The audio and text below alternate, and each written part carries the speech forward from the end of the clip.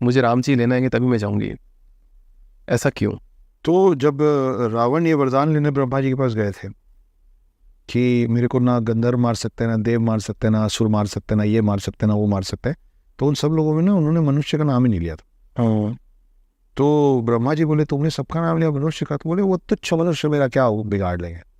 अब आप समझिएगा ना लॉजिकली कि अब ये क्राइटेरिया बन गया ना कि रावण को मारने वाला वही हो सकता है जो तुच्छ माना हो, क्योंकि अगर उसके पास कोई पावर है तो फिर वो तुच्छ नहीं है। अगर वो तुच्छ नहीं है तो रावण उसके हाथ से मर ही नहीं सकता। हाँ। तो क्या हो गया कि ये है भाई क्राइटेरिया लिस्ट कि एक तो मानव होना चाहिए और एकदम ऑर्डिनरी मैन होना चाहिए। उसके लिए तुच्छ मतलब नीच नहीं, उसके लिए तुच्छ मतलब ऑर्डिनरी। अब राम विष्णु अवतार राम आए, इसीलिए आपको ना राम के बाल काल की कहानियां नहीं मिलती। बिल्कुल भी नहीं है। जैसे कृष्ण की बहुत सारी हैं, इसको मार दिए उसको मार दिए, कृष्ण जी की बड़ी सारी कहानियां ना बचपन में मुस्कुरा रहे हैं, उनको पता है कि वो कौन है। आपको राम के बाल मतलब राम का बाल कांड नहीं मिलता ऐसा इस तरीके की लार्जर देन लाइफ कहानी। क्यों? क्योंकि he was suppose to be an ordinary man. अब प्रॉब्लम वहां आई होगी देवों को कि यार ये तो हम इतना भला मानस बना के भेज दिए कि वो अपने पिता के वचन पे अपना खुद का राजपाट छोड़ के जा रहा है। इस भले मानस को दूसरे के राज्य पे हमला करने कैसे भेजेंगे? उनको कैसे मारेगा? ये तो जाएगा ही नहीं, किसी को नहीं नुकसान करता है, सबको इज्जत मान सम्मान देता है। तो ये लोग गए होंगे लक्ष्मी जी के पास, क्योंकि विष्णु जी तो नीचे आ गए। तो लक्ष्मी जी बोले होंगे ठीक है, जो मारेगा उसको ऑर्डिनरी होना ना, उसके आसपास तो एक्स्ट्रा ऑर्डिनरी लोग हो सकते हैं। बोले जी ठीक है, मैं जाती हूँ, I will guide him, I will. Sita ji as Lakshmi, Lakshmi ji as Sita ji मेरे हिसाब से राम जी को गाइड कर रही थी। और मैं आपको और इसी संदर्भ में मैं आपको और कमाल के उदाहरण दे रहा हूँ।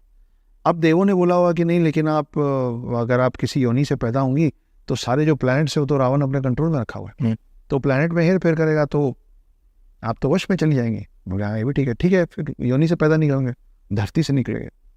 इसलिए सीता निकली धरती से। बोले कहाँ निकलेंगी? बोले वो राजा चला के उनकी कोई संतान नहीं, वहाँ निकलूंगी। क्यों वहीं क्यों नहीं निकलूंगी? वहीं क्यों निकलेंगी? अरे क्योंकि अभी वो परशुराम आएंगे ना पिनाका धनुष लेके, तो परशुराम को दिखना चाहिए ना कि एक ऐसी बच्ची है, क्योंकि वो 21 बार क्षत्रिय विहीन कर चुके हैं, अब तो उनको महेंद्र पर्वत जाना है। अच्छा ठीक है। अब वो धरती से निकली, राजा जनक अपनी बेटी मान कर उनको घर ले आए। अब एक दिन परशुराम आए होंगे, पिनाका धनुष दे रहे हैं राजा जनक को, शिव का धनुष। अब शिव का धनुष जो परशुराम लेके चल रहे हैं, तो सीता जी जिनको मालूम है कि मैं सीता हूँ, मैं लक्ष्मी हूँ, बोले अरे परशुराम आया, ठीक है। उनके सामने जाके पिनाका धनुष को उठा दी परशुराम।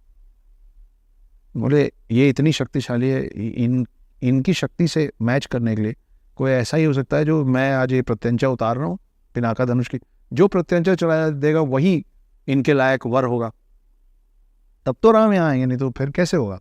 तो वहां पे फिर सीता जी ने पूरा खेल किया परशुराम को दिखा के। समय बीता, राम आए, राम प्रत्यंचा चढ़ाते चढ़ाते धनुष उनसे टूट गया, दोनों का स्वयंवर हो गया। स्वयंवर हुआ, ठीक है, हाँ राइट। सीता ने चुना राम को, हाँ। स्वयंवर हुआ। वहां से अब वापस जब गए तो दशरथ ने बोला कि वचन है 12 साल वनवास पे जाइए। अब आप देखिए लक्ष्मण की पत्नी उर्मिला वो नहीं गई थी साथ में, हाँ नहीं। लेकिन राम की समकक्ष सीता गई। क्यों? राम जी ने उनको बोला था कि आप तो प्रिंसेस हैं, आप यहीं रहिए, ये तो मेरा वचन है, मेरे पिता का वचन है। तो सीता जी ने बोला अरे आगे की कहानी गड़बड़ हो जाएगी, मेरे को जाना पड़ेगा। आप रावण तक कैसे पहुंचेंगे? मैं जाऊंगी नहीं। तो बोला नहीं होगा, रख लिया होगा कि नहीं मैं चलूंगी, मैं चलूंगी, जिद करके वो गई साथ में।